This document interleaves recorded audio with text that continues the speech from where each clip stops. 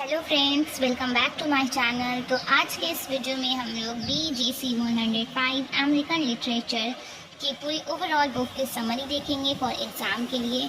तो मैं सारे ये जो नोटिसेज हैं इनकी मैं समरी शॉर्ट में आप लोगों को समझा देती हूँ कि अगर एग्ज़ाम में आए तो आप लोगों को कैसे लिखना है और क्या लिखेगा। अगर आप लोग इसकी अच्छी से स्टोरी समझ जाएंगे तो you will able to write. Okay, तो चलिए हम लोग वीडियो को स्टार्ट करते हैं। तो फर्स्ट ऑफ ऑल हम लोग समझते हैं, एक एक करके हम लोग समझेंगे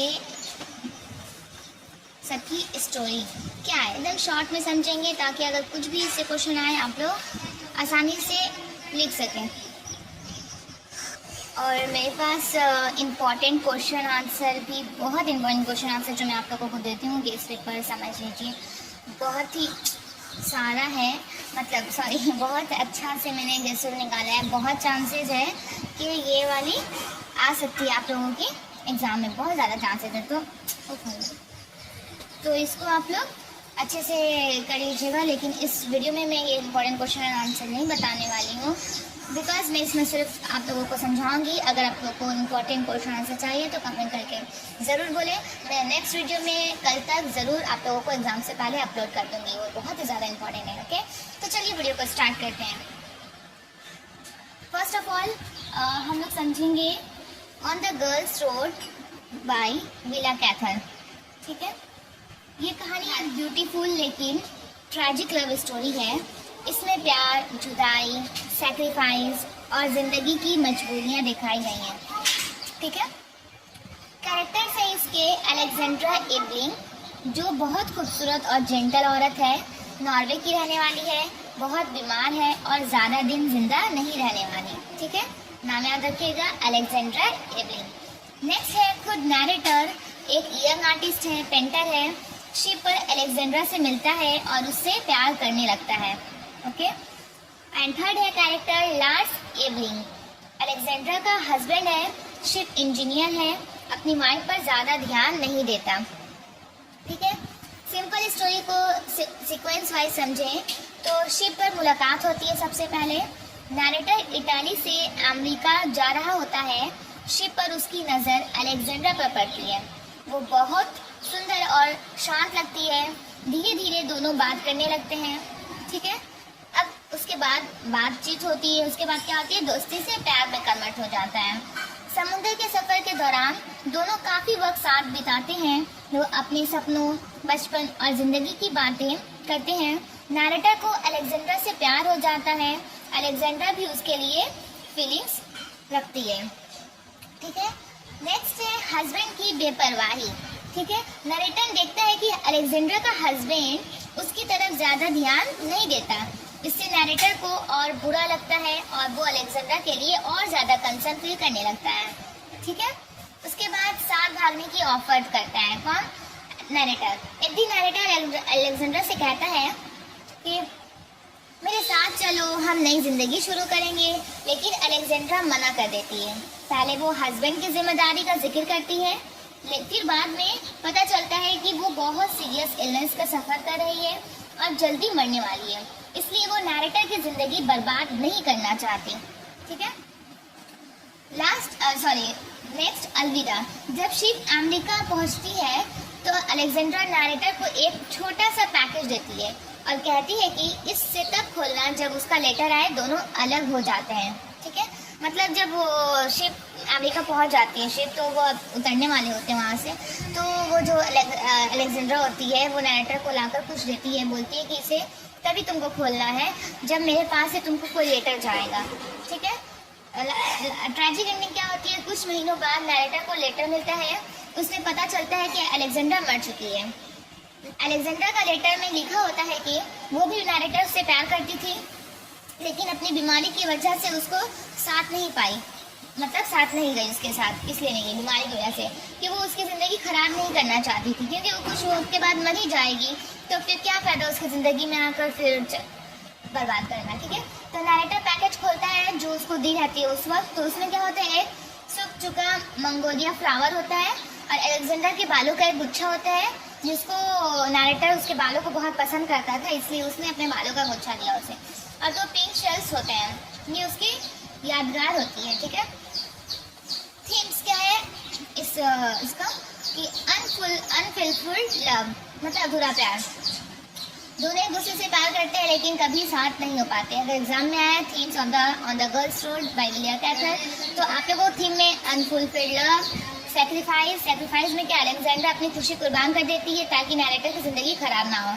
थर्ड, डेट एंड मोरालिटी, कहानी दिखाती है कि जिंदगी बहुत छोटी और अनसर्टेन होती है, ठीक है। Last, beauty and memory, Alexander मर जाती है लेकिन उसकी यादें नैरेटर के दिल में हमेशा जिंदा रहती है। तो ये थीम है इस स्टोरी का, ठीक है। Exam answer point of view से आप इंग्लिश में लिख सकते हैं। इंग्लिश बोले या फिर अच्छा, मैं इंग्लिश में बोल देती हूँ। On the girls road is a tragic love story by Willa Cather. The narrator meets Alexandra Evelyn on a ship and falls in love with her. Alexandra also loves him but refuses to live with him because she is seriously ill. After her date, the narrator receives a letter and a small box containing her hair, a magnolia flower and 2 shells. The story highlights love, sacrifice, date and memory. I think आप लोगों को समझ में आ गया होगा। तो ये थी on the girls road by Willa Cather. Video long हो जाएगी थोड़ा सा, लेकिन ये चारों स्टोरी आप लोगों को समझ कर जाना है ताकि आप लोग नेक्स्ट एग्जाम में कुछ भी छोड़कर ना आए, अगर आप लोग स्टोरी ओवरऑल समझ जाते हैं तो, ठीक है। अब हम लोग नेक्स्ट स्टोरी समझेंगे द स्कारलेट लेटर बाय नैथानियल हाउथॉर्न, ठीक है। द स्कारलेट लेटर एक फेमस नॉवेल है जो नैथानियल हाउथॉर्न ने लिखा था। इसमें पाप यानी सीन, गिल्ट, पनिशमेंट, हाइपोक्रेसी और रिडेम्पशन, सुधार के थीम्स को दिखाया गया है। आप लोगों को ये थीम याद रखना है कि हर नॉवेल स्टोरी में क्या क्या थीम है, ठीक है। इससे बहुत ज़्यादा इजीली हो जाएगा आप लोगों को एग्जाम में आंसर लिखने का। मेन कैरेक्टर इसमें क्या है, हेस्टर प्रेनी, मतलब कहानी की मेन हीरोइन नहीं है। बहुत सुंदर बहादुर इंडिपेंडेंट वुमेन है। उससे एक बेटी होती है लेकिन उसका हस्बैंड उसके साथ नहीं होता है, ठीक है। मतलब हेस्टर प्रेनी जो होती है उसका एक नाजायज़ औलाद होता है जो उसका खुद का हस्बैंड का नहीं होता है, किसी और इंसान से वो प्यार करती है, उसकी वजह से उसका वो बेटी होती है। उसको बेटी का नाम होता है प्रियल। हेस्टर की बेटी है ये, बहुत इंटेलिजेंट और लाइवली चाइल्ड है। उसकी पैदाइश ही कहानी का मेन कॉन्फ्लिक्ट है, मतलब उसके पैदा होना ही ये पूरी नॉवेल बनी है, ठीक है।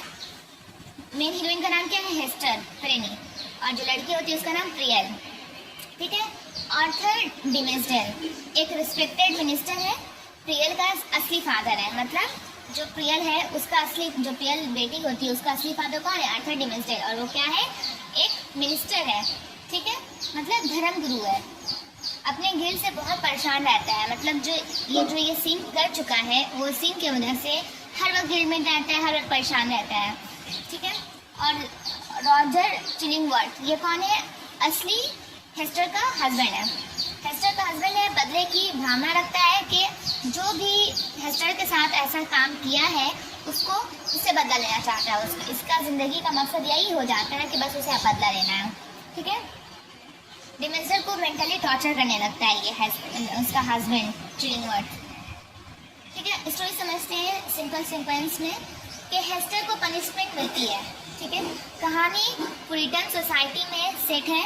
हेस्टर प्रेनी एक बेटी को जन्म देती है लेकिन उसका हस्बैंड उसके साथ नहीं होता। लोग समझ जाते हैं कि उसने अडल्टरी शादी के बाद बाहर रिलेशनशिप किया है, ठीक है।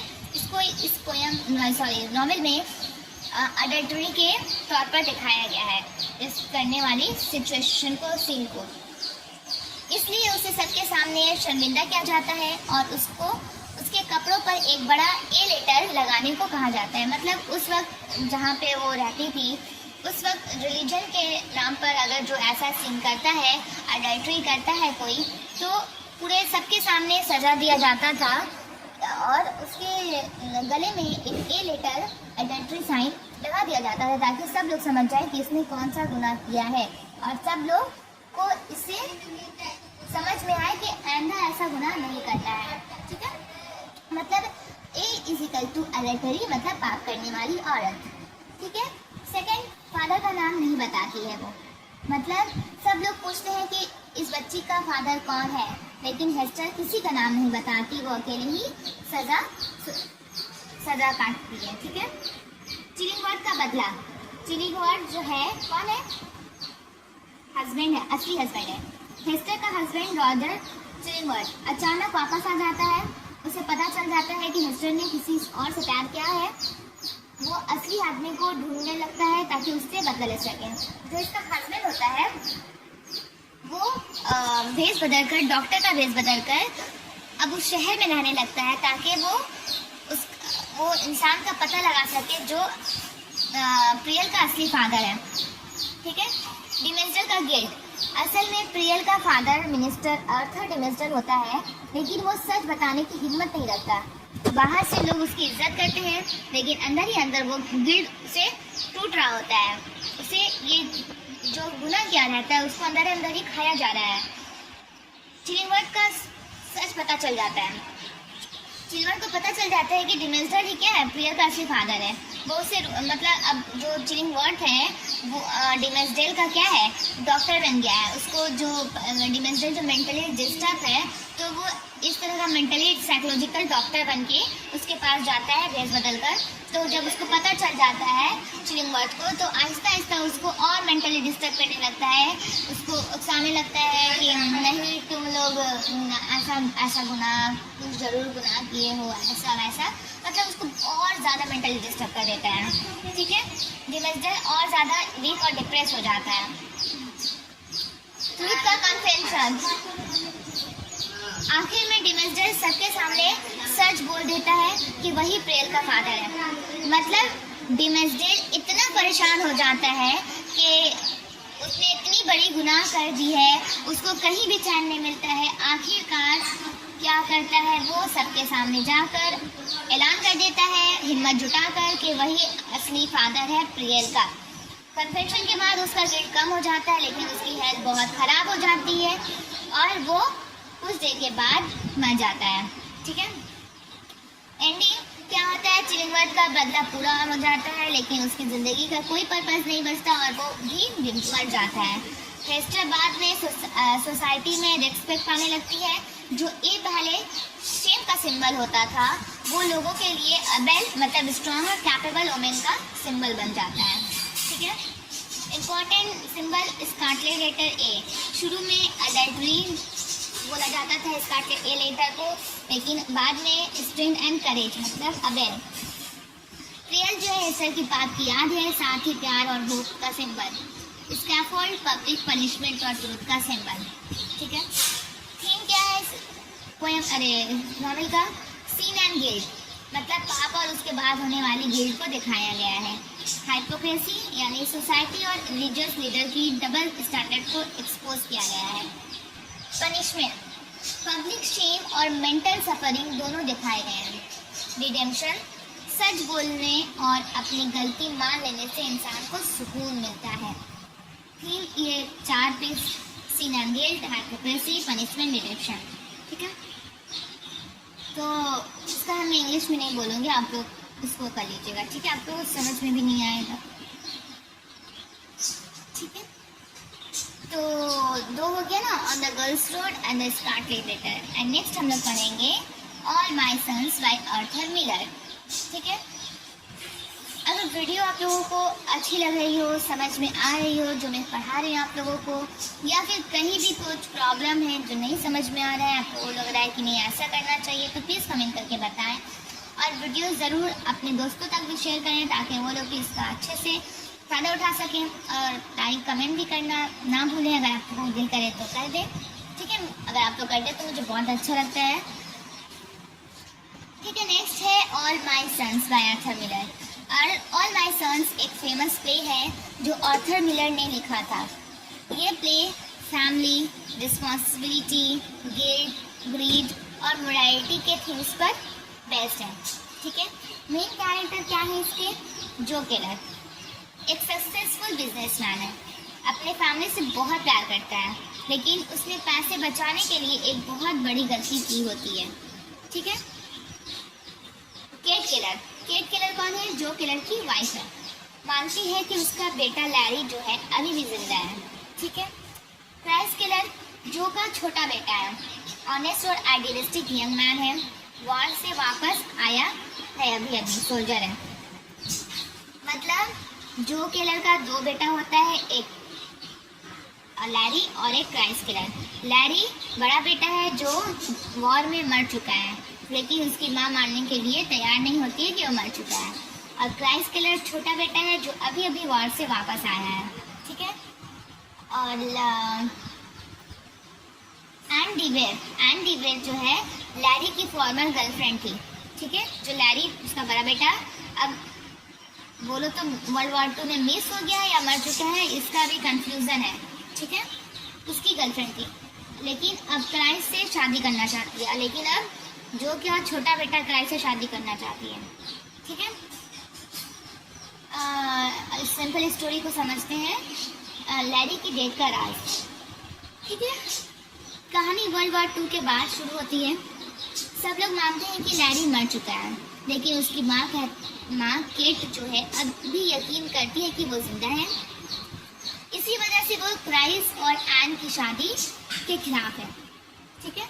जो किलर का सीक्रेट, वॉर के दौरान जो किलर की फैक्ट्री आर्मी के लिए एरोप्लेन का पार्ट्स बनाती है। एक दिन फैक्ट्री ने क्रैक टूटे हुए सिलेंडर हेड्स भेज दिए। उन डिफेक्टिव पार्ट्स की वजह से कई मिलिट्री प्लेन्स क्रैश हो गए और 21 पायलट्स मर गए। जो ने जिम्मेदारी अपने पार्टनर पर डाल दी और खुद बच गया, ठीक है। मतलब जो किलर क्या है, सेकेंड वर्ल्ड वॉर 2 में कुछ डिफेक्टिव पार्ट्स सप्लाई कर देता है, जिसकी वजह से ये घटना हो जाती है, कई सोल्जर्स की मौत हो जाती है। और उसमें इसका बेटा भी शामिल होता है, बड़ा बेटा लैरी। क्राइस्ट को सच का पता चल जाता है, ठीक है। क्राइस्ट अपने फादर को आइडियल और ऑनेस्ट आदमी समझता है था। धीरे धीरे उसे पता चल जाता है कि उसके फादर ने प्रॉफिट के लिए सोल्जर्स की जान खतरे में डाल दी थी। क्राइस्ट बहुत शॉक हो जाता है। उसका छोटा बेटा को अपने बाप के बारे में मालूम चल जाता है। लैरी का लेटर, एन जो लैरी की गर्लफ्रेंड थी, एन ने एक लेटर दिखाती है जो लैरी ने मरने से पहले उसको लिखा था, ठीक है। लेटर में लैरी लिखता है कि जब उसे अपने फादर के क्राइम के बारे में पता चलता है तो उसे बहुत शर्म आई। उसने जानबूझकर अपने प्लेन क्रैश करा दिया और सुसाइड कर दिया, ठीक है। जो को अपनी गलती का एहसास, जो पहले कहता है मैंने सब कुछ अपनी फैमिली के लिए किया है, लेकिन फिर उसे समझ आ जाता है कि पायलट्स मरे थे, वो भी किसी के बेटे थे, इसलिए वो कहता है दे वर ऑल माई सन्स। यही प्ले की टाइटल भी एक्सप्लेन करता है। ट्रैजिक एंडिंग, जब जो को अपनी गलती और लैरी की डेट की सच्चाई समझ आती है तो वो गिल्ट बर्दाश्त नहीं कर पाता है। आखिर में जो किलर सुसाइड कर लेता है। प्ले का एंड बहुत ट्रैजिक होता है, ठीक है। थीम्स क्या है? रिस्पॉन्सिबिलिटी। इंसान की रिस्पॉन्सिबिलिटी सिर्फ अपने फैमिली तक नहीं बल्कि पूरे सोसाइटी तक होती है। गिल्ट, जो अपनी गलती का गिल्ट आखिर तक नहीं छुपा पाता। फैमिली बेस्ड सोसाइटी, फैमिली के लिए की गई गलत बात कभी कभी दूसरों को नुकसान पहुंचा सकती है। ट्रूथ एंड कॉन्सिक्वेंसेस, सच को ज़्यादा देर तक छुपाया नहीं जा सकता, ठीक है। टाइटल का मीनिंग समझते हैं। ऑल माई सन्स का मतलब है कि दुनिया के सारे यंग सोल्जर्स भी जो किलर के बेटे जैसे ही थे। जब उनकी डेथ हुई तो जो सिर्फ अपने फैमिली को नहीं बल्कि कई फैमिलीज को नुकसान पहुंचाने की जिम्मेदार था, ठीक है। एग्जाम में आ सकता है all my sons by Arthur Miller का टाइटल एक्सप्लेन करो, ठीक है। And last one, because I could not stop for death by Emily Dickinson, ठीक है। Because I could not stop for death एक फेमस पोयम है जो एमिली डिकिंसन ने लिखी थी। इस पोयम में डेट को एक काइंड और पोलाइट जेंटलमैन की तरह दिखाया गया है जो पोइट को अपने साथ एक जर्नी पर ले जाता है, ठीक है। पोएट कहती है, मैं डेट के लिए रुक नहीं सकती थी, इसलिए डेट खुद मुझे लेने आ गया। यहाँ डेट को डरावना नहीं बल्कि एक शांत आदमी का तरह दिखाया गया है। डेट एक कैरियर घोड़ा गाड़ी में आता है और पोएट को अपने साथ ले जाता है। ठीक है। जर्नी का सिंबॉलिक मीनिंग, स्कूल के पास से गुजरना। डेट क्या करता है, जो डेट आता है घोड़ा गाड़ी में बैठ के और इसको लेकर जाता है नैरेटर को, पोएट को गाड़ी में बैठा कर, घोड़ा गाड़ी में, ये जो घोड़ा गाड़ी देख रहे हैं इसी में बैठा कर ले जाता है डेट। तो सबसे पहले वो स्कूल के पास से गुजरता है। तो यहाँ पर गाड़ी स्कूल के पास से जो गुजरती है जहाँ बच्चे खेल रहे होते हैं। ठीक है। तो ये जो स्कूल के पास से बच्चे खेल रहे हैं, तो ये स्कूल के पास से गुजरना किसको डिनोट कर रहा है, यहाँ पे बचपन, चाइल्डहुड को रिप्रेजेंट किया जा रहा है। ठीक है। कि मतलब एक ज़िंदगी की शुरुआत कहाँ से होती है, डेट तक का सफ़र, मतलब ज़िंदगी से लेकर, पैदाइश से लेकर डेट तक के बाद की ज़िंदगी तक पूरे स्क्वायर में दिखाया गया है। ठीक है। तो सबसे पहले स्कूल के पास से गुजरते हैं, यानी कि बचपन, चाइल्डहुड को रिप्रेजेंट करता है। उसके बाद फील्ड्स ऑफ ग्रेन, मतलब पके हुए अनाज के पास से गुजरता है, मतलब फिर गाड़ी खेतों के पास से गुजरती है। ये जो पका हुआ अनाज है, ये यहाँ पर जवानी और काम काज वाली ज़िंदगी को, अडल्टहुड को रिप्रेजेंट किया गया है। ठीक है। नेक्स्ट है सेटिंग सन, मतलब उसके बाद सूरज डूबता हुआ नजर आता है। मतलब उन लोगों के पास से, मतलब पोएट के पास से सूरज डूब रहा है, उन लोगों के पास से सूरज गुजर रहा है, यानी ये ओल्ड एज और लाइफ का एंड का सिंबल है। मतलब आस्ते आस्ते ज़िंदगी डूबने लगती है, मतलब इख्तिताम तक आ जाती है, ख़त्म होने वाली होती है, ओल्ड एज होने वाली होती है, वही दिखा रहे हैं इसमें। ठीक है। उसके बाद ग्रेव का सीन होता है, मतलब आखिर में पोएट एक छोटा सा घर जैसी जगह देखती है। ठीक है। ये असल में ग्रेव कवर होती है, पोएट की फिजिकल लाइफ खत्म हो चुकी होती है। ठीक है। लास्ट में ग्रेव को, मतलब एक छोटा सा घर दिखाता है जो ग्रेव को रिप्रेजेंट करता है। एंडिंग का मीनिंग क्या है, पोएट कहती है कि उस जर्नी को सदियाँ, सेंचुरीज बीत चुकी हैं, लेकिन उसे लगता है जैसे कल की ही बात हो। सोल मतलब आत्मा, इमोर्टल है। ठीक है। डेट एंड नहीं बल्कि इटर्निटी, मतलब हमेशा की जिंदगी की शुरुआत है। ठीक है। इम्पोर्टेंट सिंबल डेट, एक पोलाइट जेंटलमैन है, डरावना नहीं है। कैरेज, लाइफ से आफ्टर लाइफ तक का सफ़र कराता है, घोड़ा गाड़ी जो है। स्कूल, चाइल्डहुड रिप्रेजेंट करता है। ग्रेन्स फील्ड, अडल्टहुड रिप्रेजेंट करता है। सेटिंग सन, ओल्ड एज और डेट को रिप्रेजेंट करता है। ग्रेव फिजिकल लाइफ का एंड है। इटर्निटी मतलब अमर जीवन, इमोर्टैलिटी। ठीक है। थीम्स क्या है, डेट, पोयम का मेन थीम डेट है। इमोर्टैलिटी, सोल कभी नहीं मरती। ठीक है। थर्ड, जर्नी ऑफ लाइफ, बचपन से बुढ़ापे और फिर डेट तक का सफर। एक्सेप्टेंस ऑफ डेट, मतलब कोई डेट से डरती नहीं है, उसे नेचुरली एक्सेप्ट करती है। ठीक है। लिटरेरी डिवाइसेस, पर्सोनिफिकेशन किया गया है, डेट को एक इंसान, जेंटलमैन की तरह दिखाया गया है। सिंबोलिज्म, यहाँ पे school, grain page, setting sun और ग्रेव सब सिंबल्स हैं। ठीक है। Imaginary, poet beautiful pictures create करती है जो रीडर को जर्नी विजुअलाइज करने में हेल्प करती है। ठीक है। तो यहाँ पर पॉइंट रिविजन के लिए, death is shown as a polite gentleman, the carriage ride symbolise life journey, school equal to childhood, grain fields equal to adulthood, setting sun equal to old age, death leads to immortality and eternity. ठीक है। तो ये चारों आप लोगों को मैंने easily explain कर दिया है कि आप लोग अगर इसे सुन लेते हैं तो मुझे उम्मीद है अगर इससे रिलेटेड कुछ भी आता है, अगर बोल दिया कि ओवरऑल समरी इसका बताओ, तो आप अपने लैंग्वेज में सोच कर कहानी जो मैंने यहाँ जाएगा तो आप इजीली लिख सकते हो। ठीक है। और अब लास्ट हम लोगों का बच जाता है ये, एक मिनट, इसको मैं शॉर्ट फिक्शन जो है लास्ट, ये वाला लास्ट, नहीं सॉरी, हाँ शायद यही वाला, इसमें शायद हाँ ये शॉर्ट फिक्शन आप लोगों का बच जाता है।